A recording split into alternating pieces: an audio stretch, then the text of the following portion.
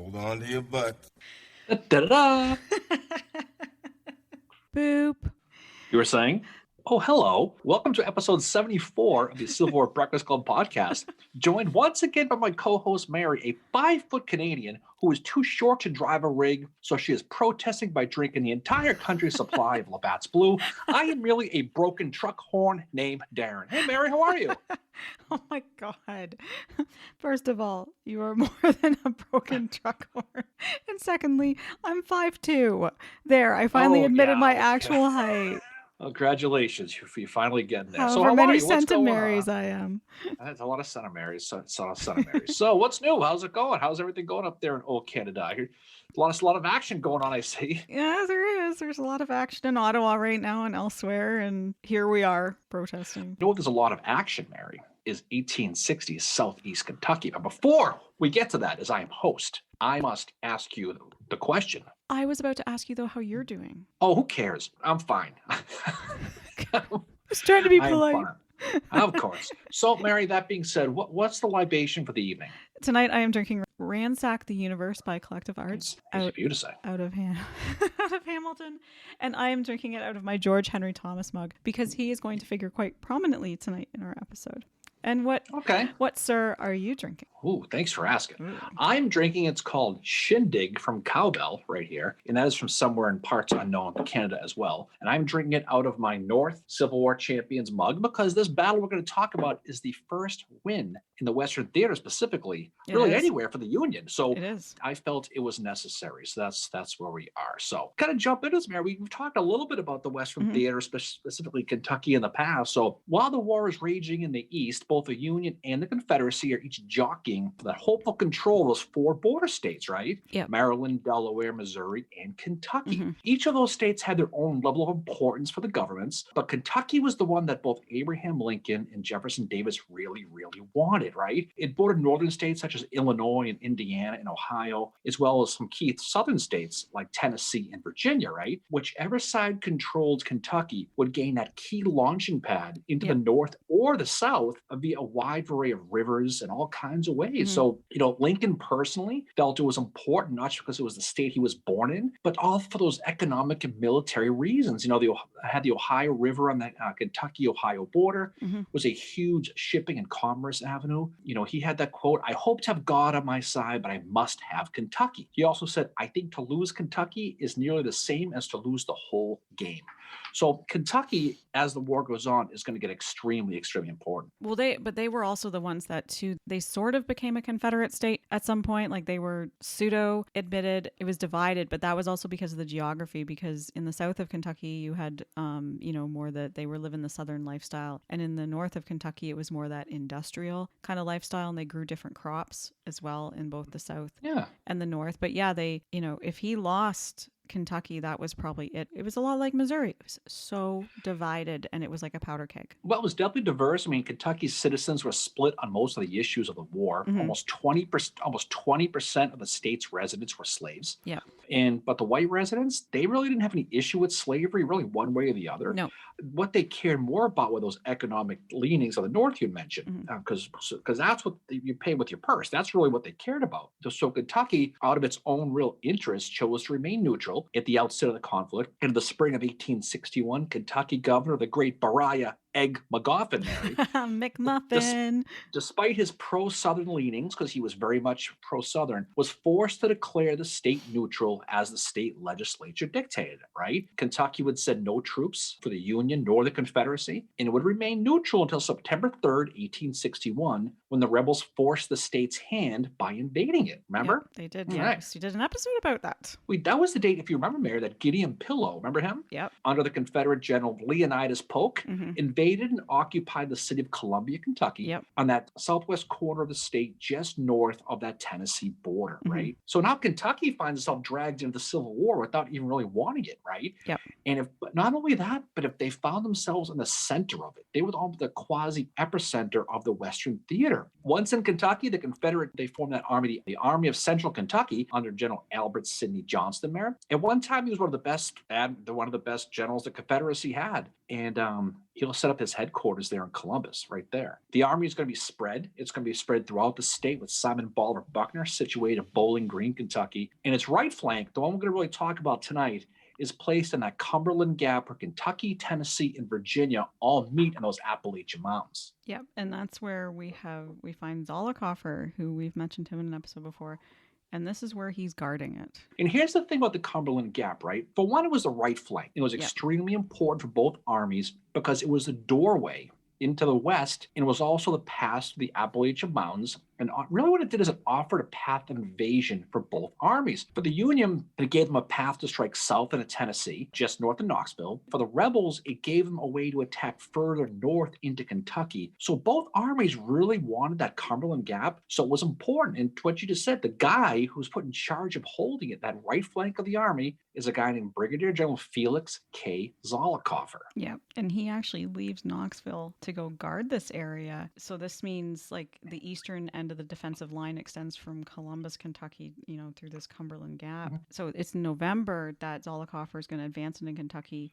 Mill Springs is going to become his winter headquarters. Before we get to that far, let's have some fun with him and talk about him. We haven't really talked too much. I just like saying Zollicoffer. Just a fun word to say. He had a bit of an affliction that will do him not very good. It's the exact same affliction I have, except I happen to have something. Oh, he was short too? Yes. All right.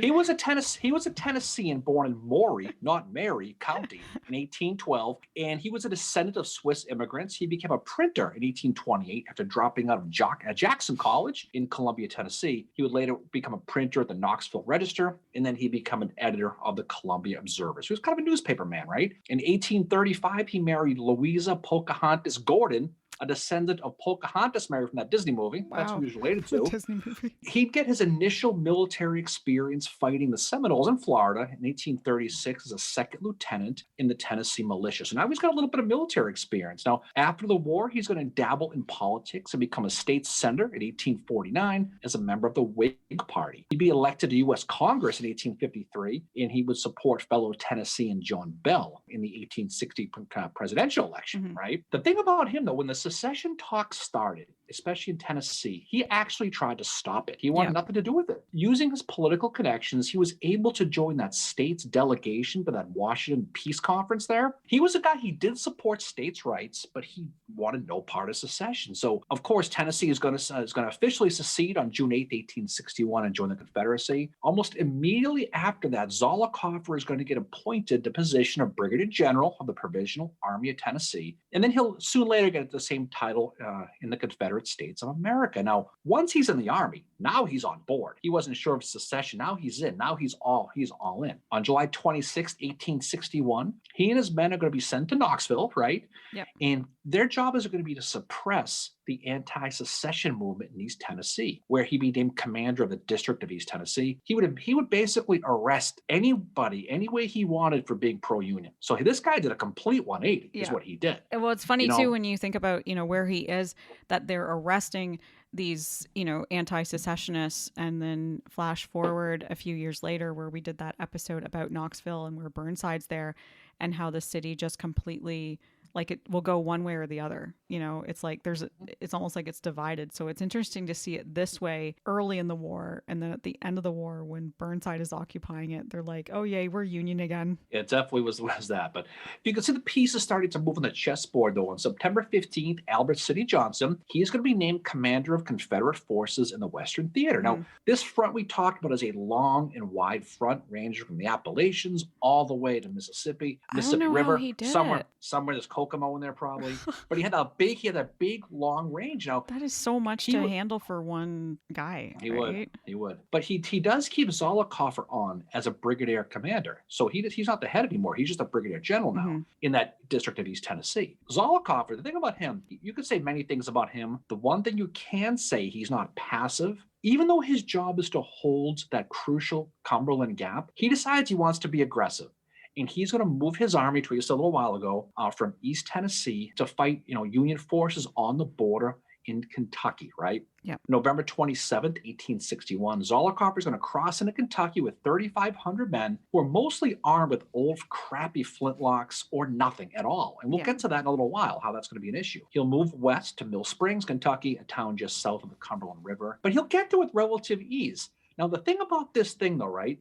This move to Mill Springs by Zollicoffer is a total YOLO situation. He didn't have permission to do it. He doubles down on December 5th, 1861. He goes further, crosses his men north over the Cumberland River to set up his camp at a place called Beech Grove. So now not only has he left where he's supposed to go, he's crossed the river without permission into the over the Cumberland River north, and now he finds himself in a situation where his back is to the river, but he doesn't think it's too big of a deal. There are federal troops nearby in Somerset, Kentucky, but he thinks it's a good defendable spot. So he's going to set up his winter camp, and he's going to build cabins, DQs, entrenchments, anything he can to hunker down for the winter there in his Beech Grove. And eventually what happens is the Union kind of gets wind of what's going on, and they're going to send Thomas to go after him, except Thomas is told to go after another guy too, and that's Crittenden, who is Zollicoffer's superior. And if you've heard the name Crittenden before, yes, you are correct. It was his brother Thomas that fights for the Union.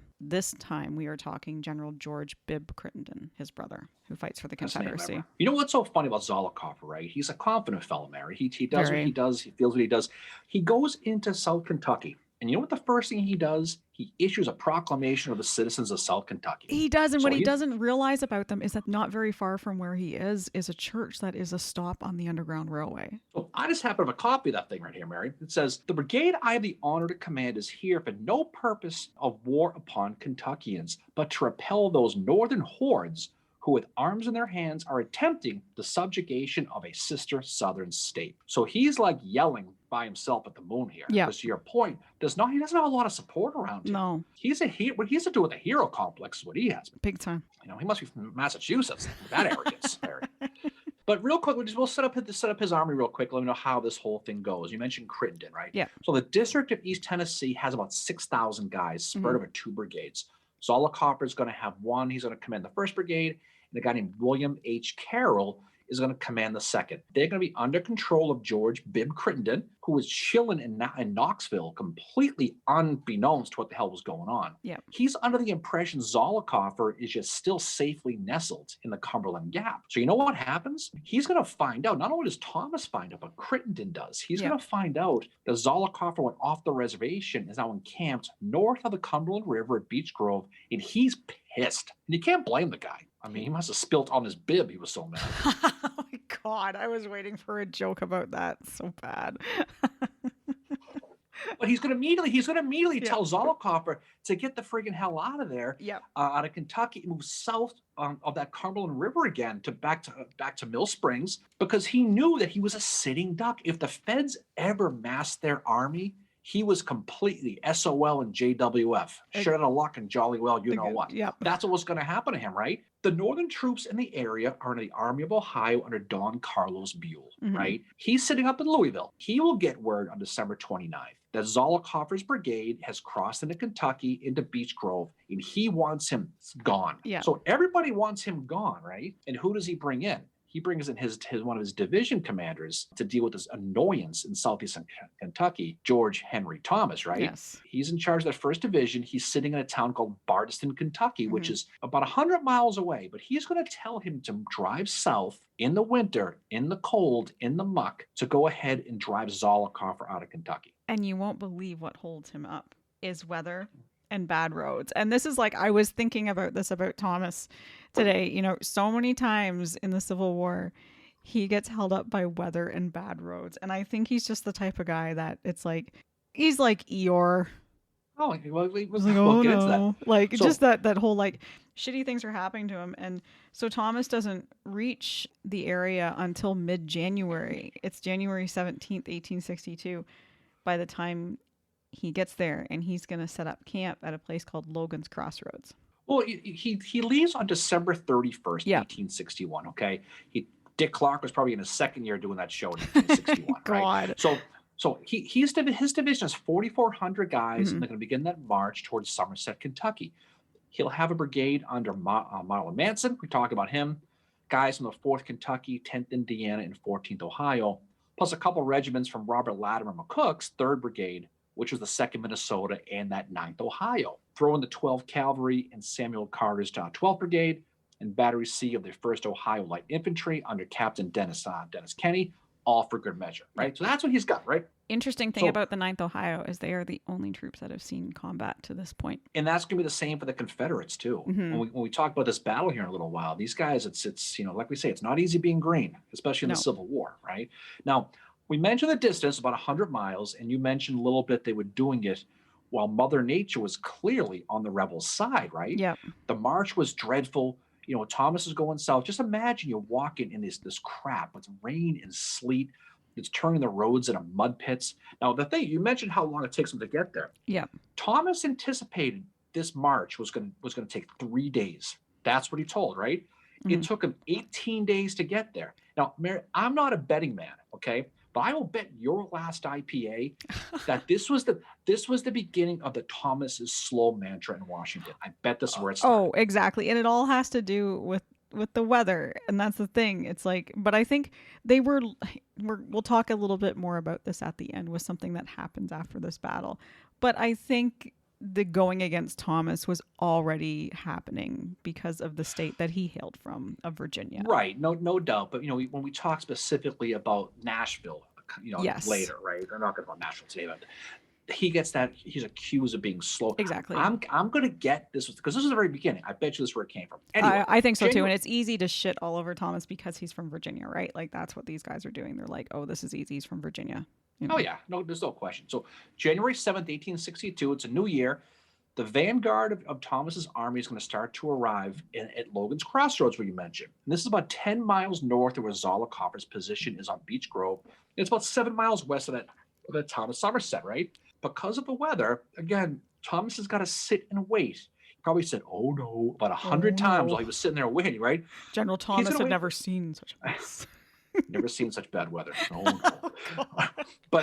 But he has to wait for the rest of his army to make it to Logan's Crossroads because they're slow, right? He'll send a message to the Union troops in Somerset. He's going to get 3 regiments of artillery. So he's trying to get the pieces together the best he can. Now, meanwhile, on that rebel side, around the same time that Thomas is approaching Logan's Crossroads, Crittenden, who's still in Knoxville now, is getting more and more scared of Zollicoffer's position, and that and he's going to head out to Mill Springs personally because he's like, all right, I'm going to go down there and see what the freak's going on.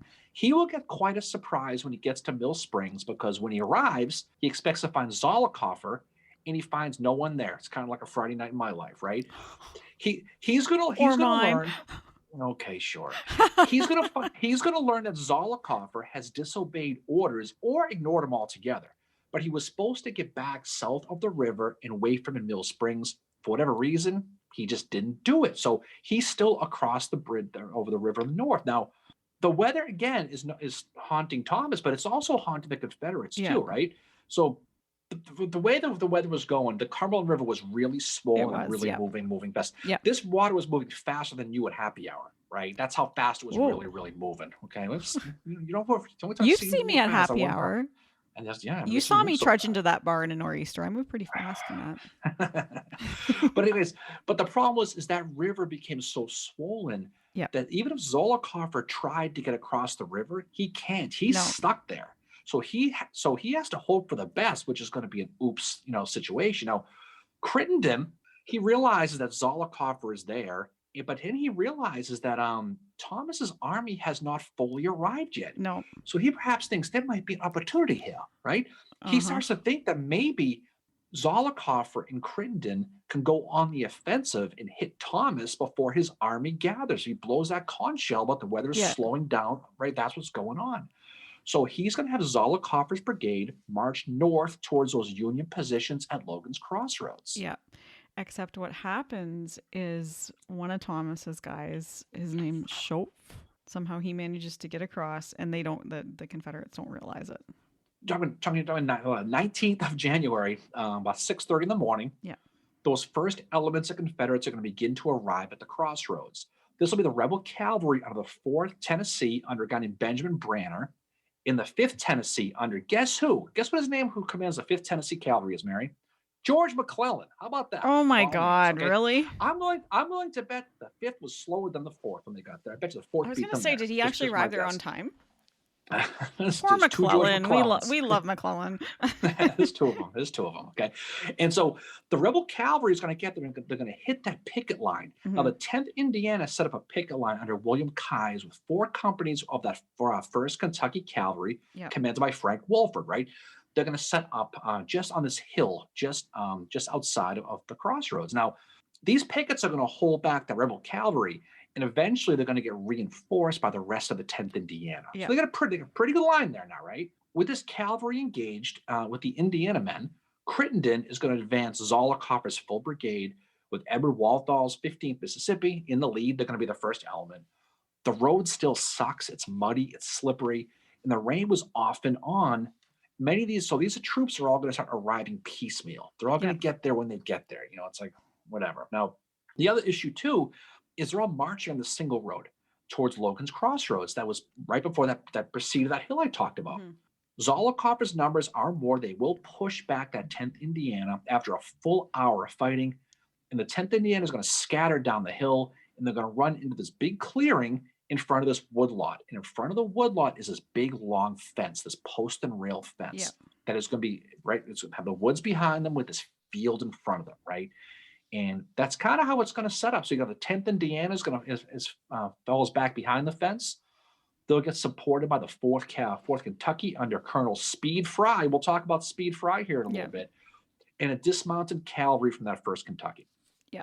And it's actually Speed Fry gets brought into the battle because of Colonel Frank Wolford, who falls back to make a defensive stand. And he goes back to the camp of the 4th Kentucky to warn Fry about what's going on. Fry ends up leading his men in the attack and joins the 10th Indiana, who are struggling because of this ravine that there is running parallel to and in front of their position. And so Zollicoffer has his troops kind of in this ravine, and it's kind of the perfect position for them to kind of knock back the Union forces. They have that main battle line that's going to be set up on that post and rail fence.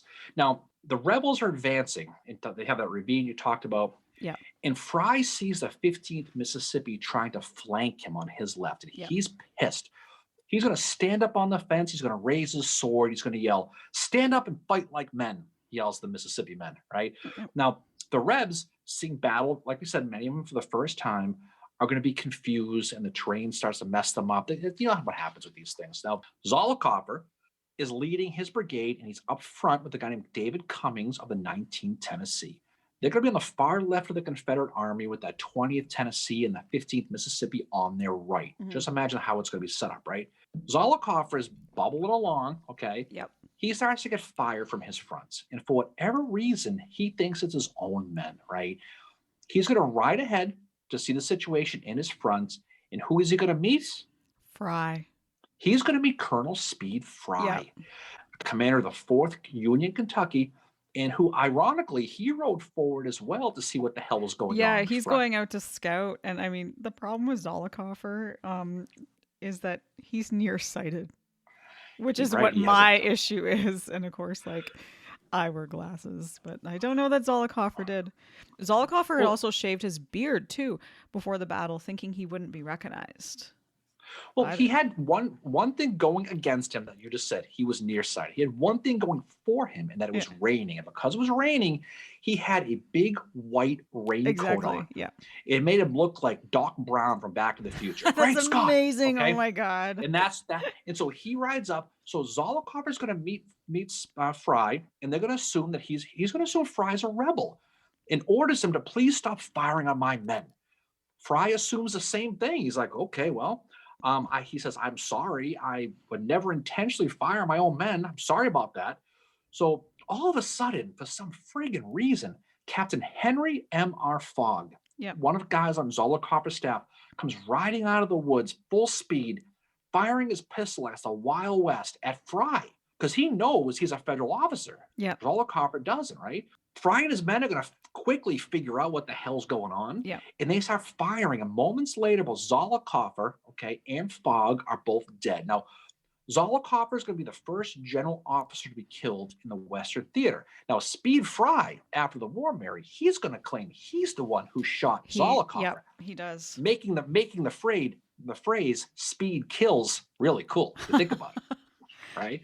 I wonder if So that's where that hails from. I'm Probably pretty sure not. that's where it came from. I think that's exactly where it came. So you can just go ahead and put that on Twitter. No one will challenge you on I'm that gonna one. start talking about that.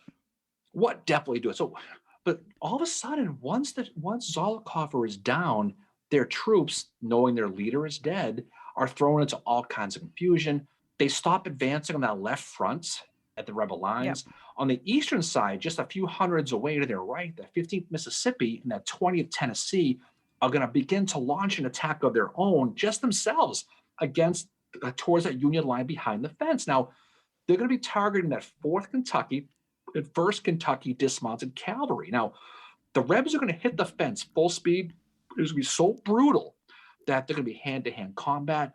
They're sticking the bayonets with the fences at each other. That's how close they Oh my are. God. I'll just try to strike the opponents. Now, this is just 2 regiments going at it. Now, they're also going to try to get around that Union left, and they're going to get it. They're going to get around the Union left, and at that very moment they get there, what happens? That Battery C from the 1st Ohio Light Infantry starts opening up on their right flank, like out of a movie. Mm-hmm. Come on. This is on again. This is on and off rain while this is all going on. Now, more Union troops are going to arrive. We're talking 2nd Minnesota and 9th Ohio from the Cook's Brigade, right? And they're going to fall into Union line. Don't forget, Thomas's men, they're all getting there at different times. Yeah, and Thomas, I think at this point, has arrived on the battlefield too.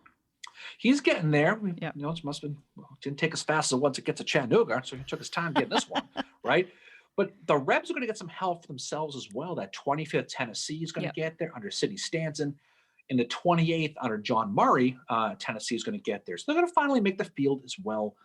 But the problem is the roads again. Yeah, they're getting because muddy. Because the roads are so bad, this is the only guys Critton didn't get there. Yeah. Right? So once again, and the other thing, for whatever reason, he doesn't send his cavalry. He doesn't send them. Well, do you think maybe it's because they couldn't get down the roads because the weather was so bad and like the roads were just torn right up? Like, I'm sure there was a reason why, but it seemed they were conspicuously absent if you look at this. Well, it's the same with like Thomas's artillery. Like he's got all this artillery, but he can't completely utilize it at this battle because of the weather and the roads, right? It's really playing havoc against them, both sides, actually. That's true. You know, so that this weather is screwing Crittens it up, but it's also affecting the men who are there. Remember I mentioned a while ago they had flintlocks? Yep. They had those old flintlocks. That would suck in the rain. That was the problem, because the off and on rain, many of them got wet and they didn't shoot. Only a handful had muskets, and amazingly, only 20% of the rebels engaged in this battle were able to fire. 2 of 10 were able to fire. Many got so pissed they started breaking them off the sides of trees, smashing them. Oh yeah, I was reading about that. Like, holy shit! And to make things even worse, you know, for the rebels, more federal troops are going to start to arrive on the 1st and 2nd Tennessee. Yep. These are Union guys, by the way. In the 12th Kentucky and from Carter's 12th, they're going to arrive right on the right flank of those 15th Mississippis and those 20th Tennessees who have just been getting raked by artillery fire. Yep. At this point, Mary, Thomas's "oh no" turns into "oh yeah." Because he goes, you know what he does?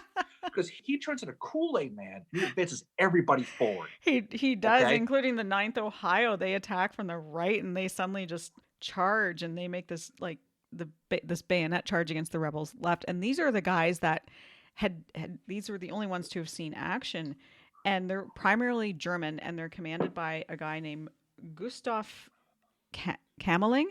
And he says to him, Kamerling. He says Kamerling. Okay. Just like saying it. Kamerling. Okay, I think Kamerling Zollicoffer. Okay. They're from Cincinnati, by the way. They go are. Bengals, they are. By the way. Yes, go Bengals. So Kamerling says to them, if it gets too hot for you, shut your eyes, my boys, and charge. And so these are this 9th Ohio is they're the only ones that have seen actual action in the war, you know, prior to this battle. But like, as you said, like Thomas is Kool-Aid manning it in and doing his thing. And they're driving the Rebs back. Zollicoffer's down. Their leadership is questionable. The weather's bad. They can't shoot. They turn their heels and they start running back towards that hill while being chased by Thomas's men. Yeah. Now, on that hill, you got the 16th Alabama and the 17th and 29th Tennessee. and they're going to start firing volleys at the oncoming blue wave there just to give these other guys a chance to get the hell out of Dodge, right?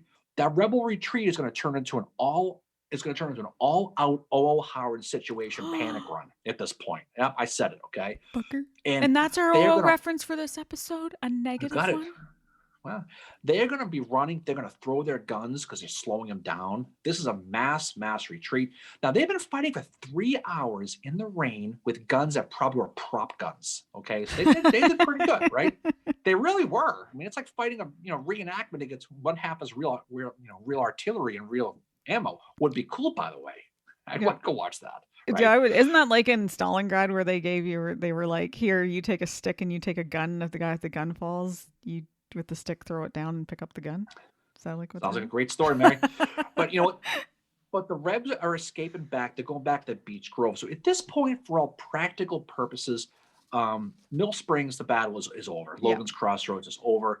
The Rebs are going to get back to Beech Grove, and they're going to get behind those entrenchments that they originally built. Now, Thomas's men, they're not done yet, Mary.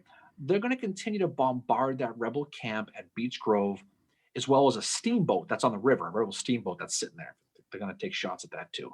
Now, Crittenden, I don't want to say wisely, but he has common sense, realizes that his army is screwed. He orders a full withdrawal across the river, and they do get there. But when they leave behind all their artillery. They leave their supply wagons, their horses, their the DQ Rosewood's gift clown, cards. and all of it. They leave everything back there, right? So when night falls on the 19th, they're leaving, and they're leaving everything behind. Yep, and Crittenden is not happy with them. He's all. not. We'll talk about that in a second. He can tell he's pissed. But dawn on January 20th, the feds are going to slowly creep into that rebel camp, and they're going to realize, they discover that they're all vacated, they're gone, and that Crittenden and his men have safely made it across the river. Somewhere Lincoln's blaming Meade for this. I don't know how, but he probably is. Yeah, because who's, scapegoat? Meade. Yep.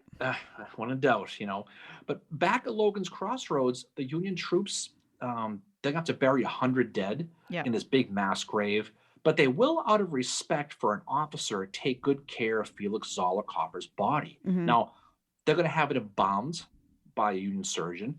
They're going to send it back to his home, his family, to be buried in a full military honors. He'll get buried back in Nashville, where he is. On his gravestone, Zollicoffer, an old city cemetery, Mary, it is inscribed, first in the fight and first in the arms of the white-winged angel of glory, with his hero heart at the feet of God and his wounds to tell the story. That's what says in his gravestone. That's quite so. Okay, now, the Union victory, in Mill Springs was a gigantic win for the North. It was propped by the Northern press. It was really their first good news they've really had to report about the war. If you think about it, they broke that rebel line in Kentucky. It opened up Tennessee for an invasion. All those things we talked about. But as big as it was, it became overshadowed quickly soon later by Fort Donelson and Fort Henry by U.S. Grant. Right? It did. Yep. And now you mentioned Crittenden, okay? Mm-hmm. And he was pissed off at this loss. So I'm sure you got a good quote you want to read, right? I do. He said, "From Mill Springs and on the first steps of my march, officers and men frightened by false rumors of the movement of the enemy, shamefully deserted and stealing horses and mules to ride, fled to Knoxville, Nashville, and other places in Tennessee." So he is not very, very happy. But he's also not going to be very, very happy that he doesn't have not much of a career after this battle either. No, he's going to be Crittenden gone here in a minute, right? Yeah. And now on the other side of the coin is George Thomas, who is doing a full end zone celebration at this moment. Oh, big time. You know what he does? You know who he writes? He writes George McClellan, of all people. Wow. That's who he writes. He writes to McClellan, "The rout of the enemy was complete. They threw away arms and dispersed through the mountain byways in the direction of Monticello, but are so demoralized, I don't believe they will make a stand short of Tennessee." So that's who he tells. Now, the casualties we'll talk about, it's pretty light overall. Out of 4,400 Union guys, they lose about 250. The Rebs are going to lose about 550 out of 6,000. Yep. But the big loss was Zollicoffer. No question. Yep. His death cost the Confederacy a very aggressive young officer and young potential general. Absolutely. Yep. And when you think about the future losses they're going to get, like Sidney Johnson and people like that, Van Dorn, even if you want to go all the way down to Calgary. This is Clayburn. a guy. This is right. This is a guy who's an other loss. Now, despite this lopsided loss, and this was a hammer and nail ass kicking loss for the Yeah, Confederacy, it right? was very much. And it hardly gets talked about, when you're looking at the Civil War and you're looking at Union victories, like, nobody ever seems to mention Mill Springs or, Well, what's so funny? You know how like certain places, like if a general loses, has a bad battle, even if he gets killed, they kind of hush it. But down there, Zollicoffer is still a hero, right? yep, You know, so despite this huge loss, they still consider him an absolute god. There's a large oak tree there was down there, Mary, on the site of his Zolly death. Tree. Right. And it was the site of that 100-man trench, too. Yep. And it's an unofficial monument they call the Zolly Tree. Now, in 1902, a woman named Dorothy Burton, Mm-hmm. not Beanpole Burton, Mary, Oh, Dorothy I Burton, wish it was Beanpole yeah, Burton. she would place an evergreen wreath around the trunk and begin an annual Mm. tradition when this wreath laying was done. It'd be taken over by Troop 79, the local Boy Scout troop, Mary, and the site is now called Zollicoffer Park. Now, Mm. in 1995, you know what happened? Tree fell down, right? Oh. Tree went down in the storm. But what happened was May 27, 1996, you know what they did? They found a seedling from the tree and replanted it, and they're growing a new tree. Oh my So a new God, tree is that's growing. crazy. So Zolly Jr. is growing right there. Aw. So they're gonna have the original Zolly tree is gone, but they have a new one growing. So in the end, like we said, the Battle of Mill Spring was a gigantic win for the Union cause. It does get overshadowed by some of these other Yeah. battles, unfortunately. But what it does, we talked many, many times about how these battles lead to other battles. What this one was that first step to Shiloh is really what it was. Yeah, Okay. it was because it's pushing them. Like they are getting like basically their offensive in eastern Tennessee or whatever they were trying what they were trying to do there. It's a total collapse.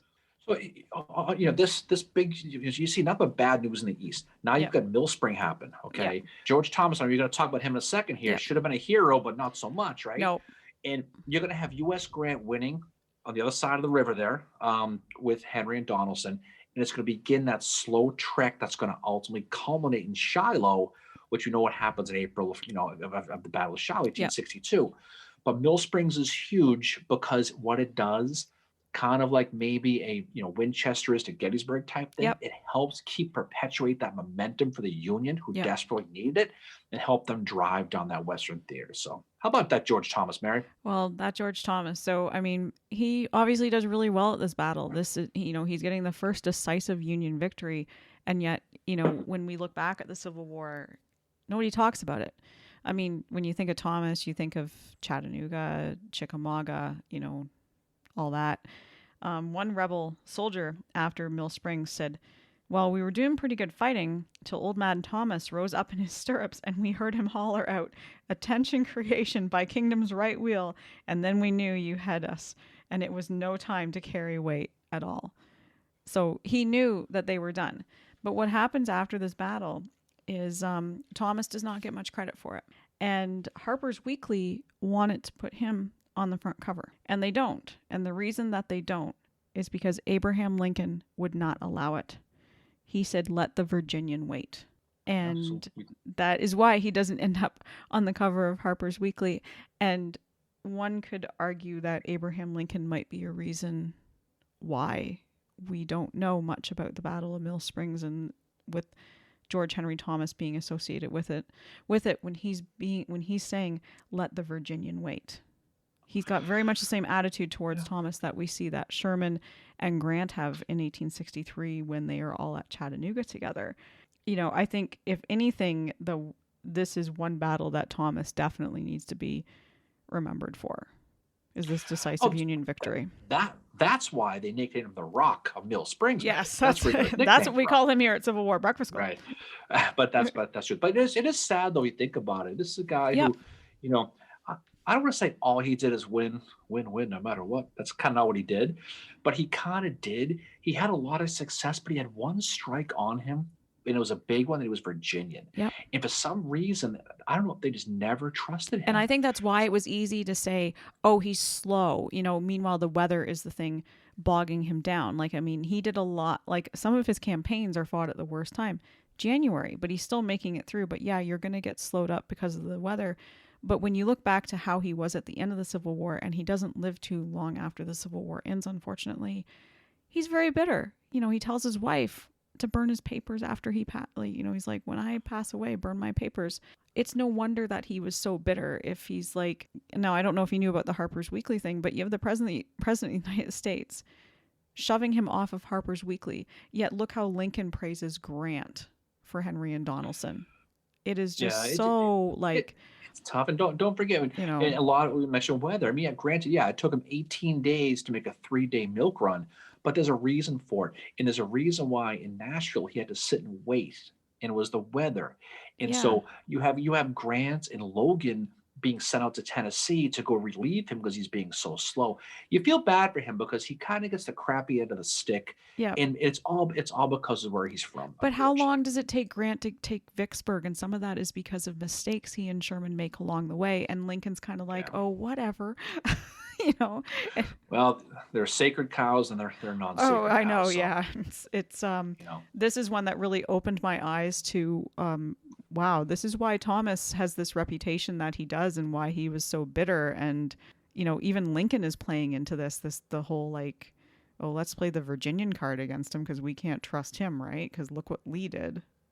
Yeah, I mean, there was probably some truths that, don't forget, in real time, they were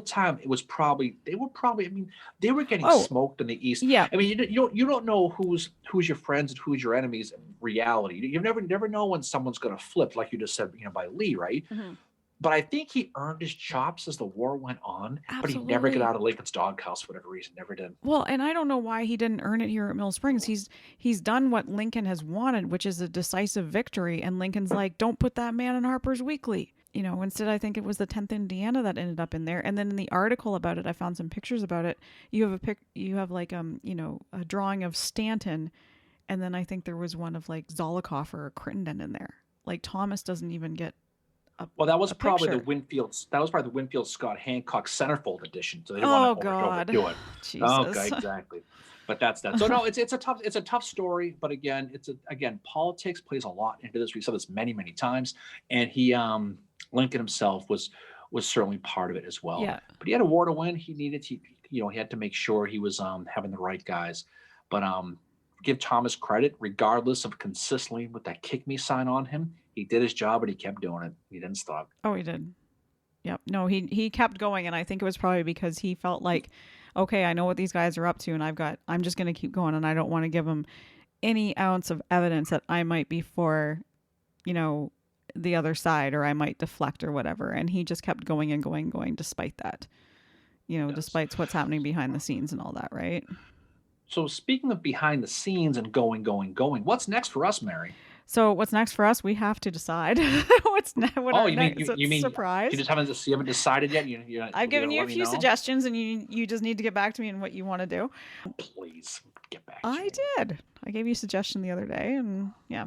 Anyway, so next Wednesday we are doing our Civil War Breakfast Club monthly roundtable, and it will be at 6 p.m. Eastern time via Zoom. So if you want to attend, never have before, info@civilwarbreakfastclub.com. We don't have a set topic. We just get together and nerd out about the Civil War. Our next book club is not going to be until March the 30th. We will be reading in the month of March, Nameless and Faceless Women of the Civil War by award-winning author and poet Lisa G. Samia, who's also a friend of ours. And then we will be having our Facebook Live on Saturday. So this episode will be dropping Saturday morning. So hopefully we will see you all at our Facebook Live back at our usual time, 10 a.m. We've done it different times lately and managed to meet a few new people doing it that way. So that's pretty awesome. So we might mix it up again sometime soon. But yeah, this week will be normal time. Thanks to get back on normal time. So any final words there from you, Fincheru? Well, thank you for being the awesome co-host you are. You bring it as you always do. And I'm very lucky to get to do this podcast with you. So thank you. I'm just a truck with a broken horn, Mary, but it's okay. It was a lot of fun. It was a lot of fun episode. It's always fun to talk about the Western Theater. We spent a lot of time in the West. We went North Carolina for a little while, but now we're back and we're going to bounce back and forth. Who knows what we'll do next week, but it'll be something fun. Yeah, it will be. So that'll be a good thing. So off we go. Everyone have a great weekend, everybody. Have a good time and have a safe weekend. Have a great Super Bowl. Go Bengals. Yes, go Bengals. if you're in the NFL situation. And we'll talk to you all soon. So thanks for listening. Hope to see you on our roundtable next week and hope to see you on our live next weekend. So off we go. Have a great, safe weekend. Stay warm. Peace out, everybody. Yep.